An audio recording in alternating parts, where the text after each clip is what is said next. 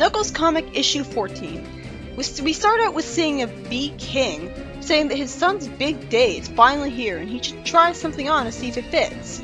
Charming is a prince? Well, he runs away, so it turns out that there's a reason he never talks about it. He never wanted to be a prince anyways. He probably couldn't handle the responsibility. He's not Sally. I do like seeing this other side of Charmy. You'd think the kid portrayed as a hyperactive brat in the games would be ecstatic to be a king so he can enjoy it as much as possible. But instead, he shows responsibility by not wanting to do that and risk being a bad king. Then we come out of Charmy's memories as some hospital people say that he's a fighter, but his metabolism is fighting off the antibiotics.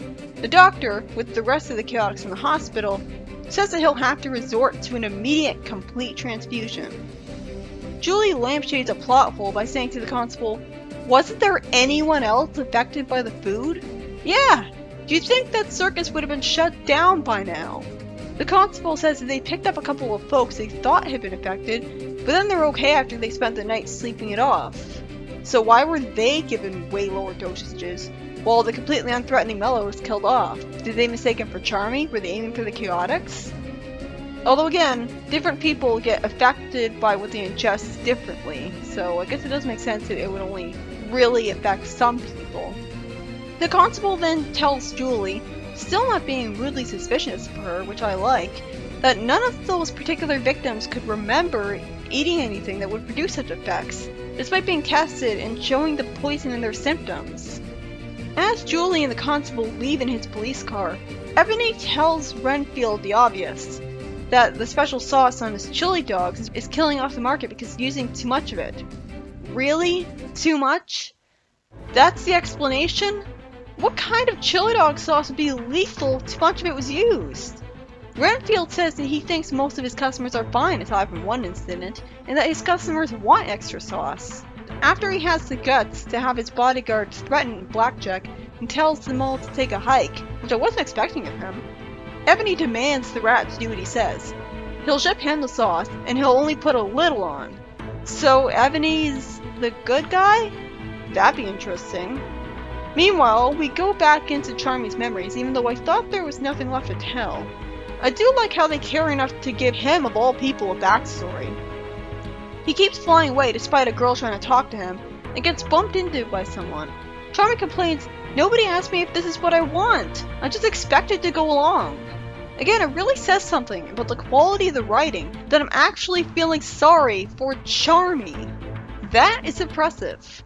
The big guy with the goggles relates to him, and Charmy says that he'll go hide out on the floating island, and the comic wastes a few panels lovingly trying to be profound about a place that, granted, is pretty cool, when they could have just immediately cut to Mighty. I like this. I like how they actually explain how Charmy and Mighty met each other. Knuckles Chaotix never did that. It is very, very short, though. Coincidentally, Mighty wakes up in real life just as Charmy's memories got to Mighty. And right after he said he was feeling weak, he immediately shows that he's feeling just fine again by lifting the bed with his super strength. Julie and the constable meet up with Renfield, who knows what they're there for already, and we cut to Locke saying that Knuckles has apparently learned more than they thought from there. I assume because Knuckles arbitrarily did some monologuing recapping what he had learned out loud from there, and Locke heard it because of plot convenience. Well, I did say Locke could read his son's mind earlier when he was in that black cloak, so maybe that's it, but they should have explained that. We see Knuckles on the camera footage running from a pack of Bearmobines on white motorcycles. Who gets a white motorcycle? It's black or nothing. The whole point is it's supposed to be intimidating.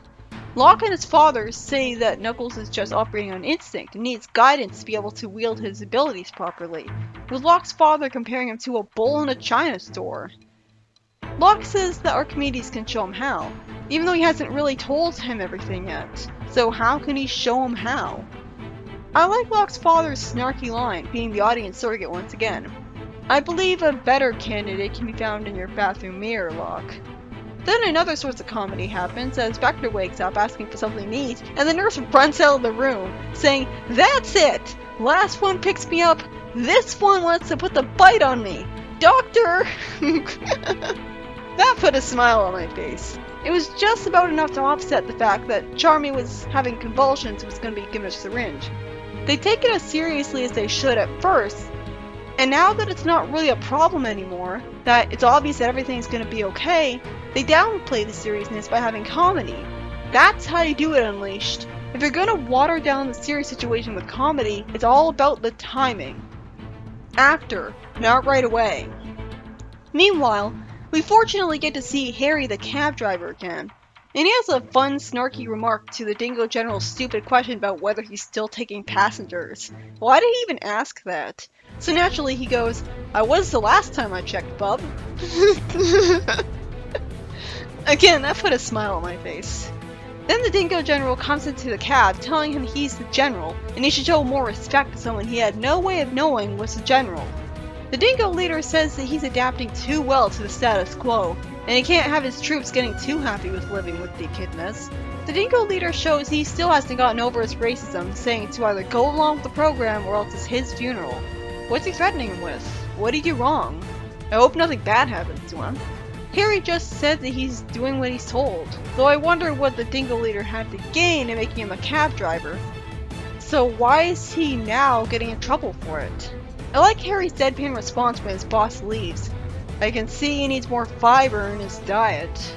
By sheer coincidence, they conveniently find Harry again, pushing their luck once again, as the constable says that he thinks a fellow like himself tends to know more than he lets on. What, because he's a cab driver, or because he's a dingo? What do you say? You scratch my back, I scratch yours. What's it gonna help him with? Harry agrees, saying that he might know who to take them to. And we cut to Ebony getting a call on his limo about someone wanting to meet him. Oh, that's what. Constable says to Harry that his unpaid parking tickets will be squared away in the morning. That's good. Unfortunately, Julie Sue ends up kidnapped, with Constable saying that the receiver went dead.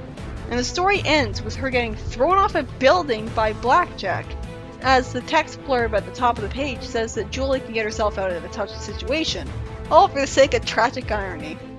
This issue was written by Ken Penders, and it was certainly a lot better than the last one. There were a lot of charming moments and comedic lines and situations in the story which didn't feel out of place because at this point the chaotics are all waking up, somehow being perfectly fine after being drugged. So while there is that dark element still there, with Charmy and all, the comedy, which is actually well written unlike the games because it's not intrusive, the comedy is perfectly natural. It's put at a time where everything is obviously going to be fine. Well, except for Julie, but we all know she's going to be fine. They're not going to kill her off. I'm just wondering if she'll get injured or be out of commission for a while. And just after she got some issues where she was doing stuff too. Sadly, we still don't get any real info on what Knuckles has been up to. It's all very vague. Something about running from bears. Why are they even there? And it's confusing, is Ebony a bad guy or not? Because he's trying to stop the poisonings by threatening Renfield to make him useless sauce.